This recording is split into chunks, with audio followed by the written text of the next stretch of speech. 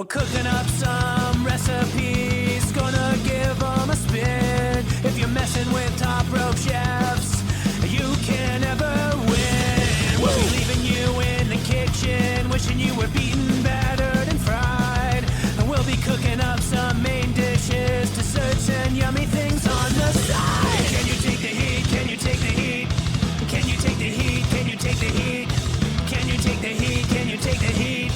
Can you take the heat? Can you take the heat? Top Rope Chef. Welcome to Top Rope Chef. I said a joke before we started, made Jaclyn laugh. We're getting snacky. We're getting right in those cabinets, looking in the fridge. It's midnight time. It's midnight snacks. I'm Bradley Jones. With me, as always, Jaclyn Maynard. Hi, Brad. Now, I think we should say that it's not midnight when we're recording, but did make these snacks at night. At night, yes. When it was dark out, it has to be dark. It was around 10:30. Me too. Last night? Oh, yeah. Yeah, procrastination. For our viewers, Jaclyn and I know what we're going to be doing a month before we record. We choose not to do any prep and do it the day before. But I think about it a lot before. Oh, yeah, I plan. That's all part of the process. Yeah, that happens usually after we start recording and we've already talked about next month. Then I'll start planning and be all excited. Yeah. And then I'll just let it sit. Dampen. You know, it's a roller coaster, just like for the listener. We're on the roller coaster too. We each made a sweet, a sour, a salty, and a cooked midnight snack. Yeah. Do you remember how we came up with these categories? Because they are different than what they usually are. Well, I just thought that'd be fun just to have a variety of things of like, you never know what your palate wants when you're That's true. Snacking at midnight. Yeah. And a lot of times you're snacking at midnight, you're not fully sober. Like, not 100%. No. Not by any means. Yeah, you don't have to be blasted, but you're not, And you start to get food ideas, if you know what I'm talking about, Jaclyn. You see one food, and then you see another food, and you're like, would those be good together? Flavors? Hold on. Yeah. What are you doing? You want to hang out with these cookies? And I will say that my first one that I made, the overall result is not equal to the sum of the parts that I put in it. The things I put in it I all loved, and the thing I got out was terrible. Those are some of our best episodes. Are you talking about a sweet? A sweet treat that I made was not as sweet and not as treaty. Do you want to get into it? I really do. I'm so curious because I feel like that's the easiest category of the ones we chose. Yeah, it should have been. Yeah. Unless you overcomplicate it. All right, let's get into it. How did you overcomplicate Midnight Sweet? I tried not to overcomplicate. I tried to undercomplicate. I tried to look for a simple thing to make. I made a 3-ingredient mug cake. Oh, is that what that is? That's what that is. So Brad and I also, for the listeners, send each other pictures right before we start recording. I could not figure out. I thought it was ice cream in a mug. Is what it kind of looks like. But it looks hot at the same time. Milk, peanut butter, sugar. That's what the recipe said to do. I mixed it all together. I put it in the microwave. It tasted like bad, milky, sugary peanut butter. But those colors don't make sense for what. I threw some cocoa powder. I threw some cocoa powder in there. Oh, okay. Look how is it brown? 4 ingredients. Okay. All right. Was this a recipe you were following, or were you just experimenting? But okay. But I got a lot of conflicting people making these mug cakes because this is like a huge trend. Because it is. That's why I don't trust it. People are like, don't put we want to make stuff without flour. We want to make stuff without egg. We want to do a keto thing. We want to do a protein thing. And it's like, hey, that's not cake. You're not. You're trying to be a different thing than it is. Yeah. No. The recipe called for 3 tablespoons of peanut butter.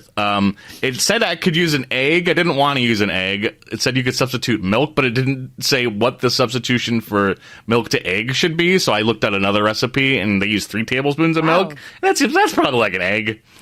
And then, and then I use a teaspoon of cocoa powder. And I saw another recipe that said to sprinkle in baking powder. So I did that. To try to get it to fluff up. And the microwave instructions were from 30 seconds to 2 minutes. And that seems like a wide margin. Because that's not helpful. How many did you go with? A minute and a half. Okay, yeah. Split it. Yep, and it was boiling hot when it came out of the microwave. I let it sit. As 5 minutes later, it was still burning hot, and I was like, "Oh, I just ruined peanut butter. I just ruined all of the ingredients that would have been fine if I just had them separately on their own." This sounds like a bit that Jim Gaffigan would do. Okay. Have you ever made a one mug cake, Jaclyn? Has that ever crossed your mind?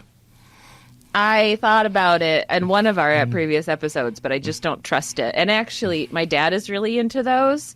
And no offense, Dad, but you're not listening. But no offense either way. But I don't trust a lot of the recipes he comes up with because he's always he pitches it like a salesman, and I just don't trust things that I'm being pitched to. And I feel like the whole internet is all obsessed with these. I'm like, yeah, this is so great, and it just can't be. I don't. You're gonna love it. Low calorie, keto friendly. Nah, it's not a cake. Nah. Gluten-free, dairy-free. Nah. You won't tell the difference. My friends all think it's even better than cake. No. I did see in one of the comments, it was for one I didn't make, but it was this was the worst mug cake recipe I've ever eaten. And I was like, I appreciate the honesty in this review. Yeah. Crying.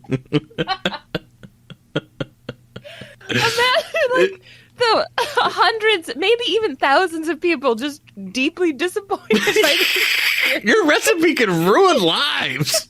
I know. You just leave it up there for people to Google. Yeah, just because you want ad clicks or whatever. Yeah. I don't know how the internet and money work, but it's not.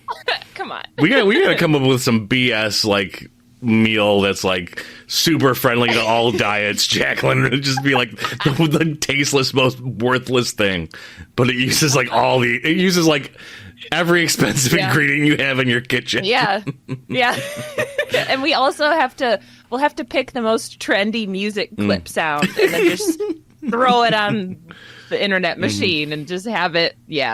Write a big long description that you don't even get to the recipe till the recipe's at the very bottom. You have to scroll through the story of the recipe until you get to it, and then the recipe itself is missing key ingredients, or does have that variety of cooking for between 30 and 20 minutes and an hour.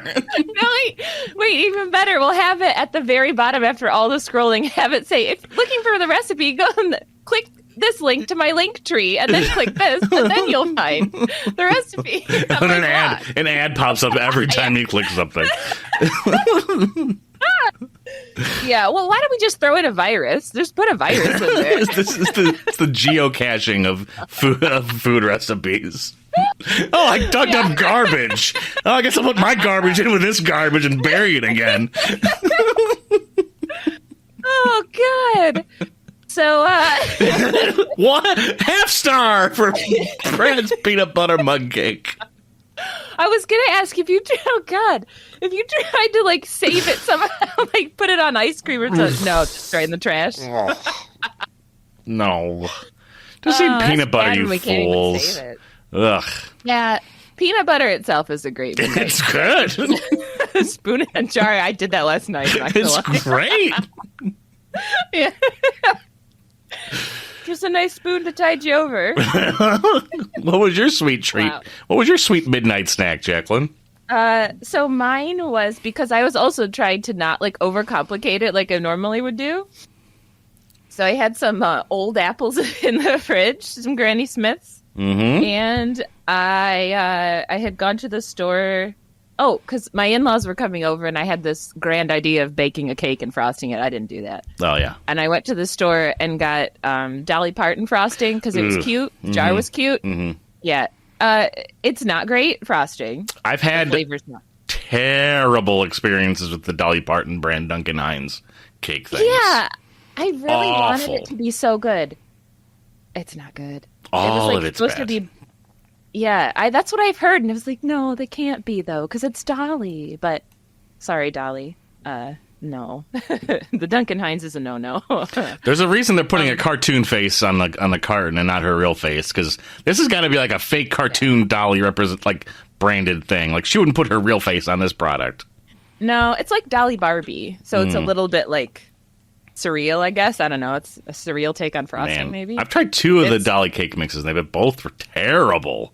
Did you try the mix? Like the cake itself? Mixes. Really? I think you mentioned that maybe. Or not. But yeah, I've heard similar things that the cake mix is bad. Oof. So anyways, I slapped that on a shortbread cookie there that I had. And had that with apples. And I was not sober when I was eating it. And it tasted phenomenal, I must say. Whoa. It wasn't like all the flavors together. I also tried just like frosting on a spoon. That was nasty. I wouldn't enjoy it sober. And I did try this snack sober later, like the next day, and it wasn't good. It was really bland and flavorless. Buttercream frosting? Yeah, but it didn't taste like buttercream. It didn't taste like vanilla. And I looked at the ingredients after I bought it and stuff, and it wouldn't have changed anything. But it wasn't. There's no flavor in it. It's like a bunch of different weird oils and sugar. And it says like flavorings, but that's flavorings isn't a flavor. Flavorings with a U. It's like sweet and oily is what it is. Ah. But I really wanted to eat frosting out of a jar. I'm not gonna lie. Like that was part of why I did this too. If I'm doing, it just sounded like fun. Jar frosting. I'm getting the funfetti, or I'm getting like the fudgy chocolate one. Yeah. Because buttercream's easy to make, right? I think I like make it like I always forget like it's like four or 3 ingredients and it's always delicious when it comes out. Yeah, so, sugar, milk, and something I don't know, and butter. Sugar, milk, and butter, buttercream. There you go. Yeah, you can add vanilla if you want to give it some extra something. And that's what I had. I even had like the butter thawed, and I was like, I'll just go buy it. And I should have just made frosting. It was like everything was out. Even the sugar was out on the counter. I just didn't want to do it. Yeah. And actually, after I was eating this and while I was eating it, back to your peanut butter comment, I was just wishing that I was eating Oreos dipped in peanut butter. That's all I actually wanted. And I've had that snack 1,000 times. It's a winning combo every time. I think I actually did like a Instagram thing about it. I think you did too. People were really excited about it. Yeah. You got the people going with your Oreos and peanut butter. So good. That's the Lindsay Lohan thing, though. That's not. I can't take credit for that. But yeah. What do you give your recipe? I'm gonna give it a 2 because I made that cookie that it's on. Ooh. The cookie wasn't that good, actually. It's a 1. I'm going to be honest. It's a 1. Apples are a 5, though, you know? So this is what's happening to you, too, where, like, the sum of your parts are not equal to the whole. They're not. You're right. Oh, my God. A shortbread cookie alone, the buttercream frosting alone, and the apples alone are all better than them together. Yeah, it's not. Yeah. Unless you're not sober, in which case you're going to love it. Probably, or not. I don't know. Just get Oreos and peanut butter. That's the lesson I want to share after this experience. The takeaway. Yeah, there's a lot of, I don't know what I wanted with the sweetness thing. I definitely wanted to try something out of the box. And, you know, I'm just getting a piece of chocolate if I want a sweet treat at midnight or something, you know, or a cookie. A cookie's good. That's what I was going to ask you, actually, is do you have any typical, like, sweet snacks for late at night? Like, quick and easy, kind of. I love keeping, like, a dark, like, 87+% chocolate bar around just to, like, snack on. Super dark chocolate. Jaclyn's making a face for your audio listeners. She doesn't like the bitterness of dark chocolate. Oh, I want the cream. And then I'm just off to bed. Yeah, we have been keeping milk chocolates in our cookie jar at home. Well, we keep both, but I eat the milk chocolate ones. And that's been the best midnight snack, just grabbing chocolate that I already have. Mm-hmm. Go ahead. We overcomplicated it. I think that's what I'm realizing. And even with our 3 ingredients, we could have just ate chocolate at night. One ingredient snack. Yeah. There's some like fancy chocolates coming up and during Christmas time. You know, there's going to be those Dove chocolates. There's going to be those Ferrero Rocher chocolates. Those chocolates are just going to find you, you know? The Ghirardellis, they just appear in your house. Ooh. That Ghirardelli peppermint bar. Ooh, that does not make it long at all. That's a winner. Because I get some peppermint bar cravings around Christmas, I tell you what. They're starting. I bet we can find it now. Halloween has just ended. Oh my god! All the grocery stores are full of Christmas right now. Christmas candy is really good, though. I'm not mad about that. Yeah, let's get some peppermints in there. Maybe let's do my sweets change during Christmas. Maybe some hot chocolate in nighttime hot chocolate would be nice. You know, midnight. That's snack. a good sweet snack at night. Mm-hmm. Hot chocolate with some marshmallows. Oh yeah, marshmallows are on sale. I bought those up for sure. Just a marshmallow is good too for a quick, just get that sweetness and get out. Or marshmallow with some peanut butter on it.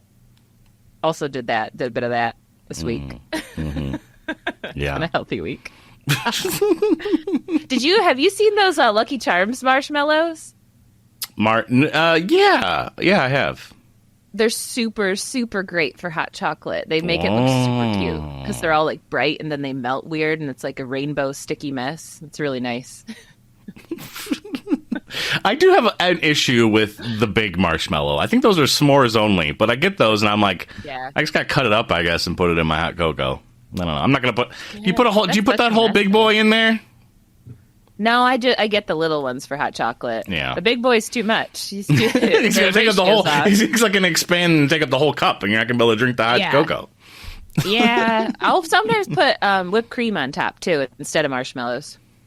Oh, like a little, Do you do a little cinnamon just pinch to make it look nice, or nutmeg or whatever? No, but I should. Just to add that little twinge. Ooh. Mm-hmm. Put a cinnamon stick on the side, look fancy. Yeah, I do the cinnamon stick. It's about there's some presentation there for hot chocolate. Tastes better when it's cute. 100%.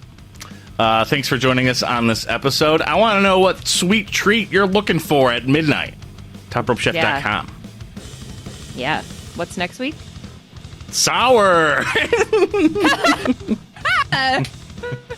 Okay. See you next week.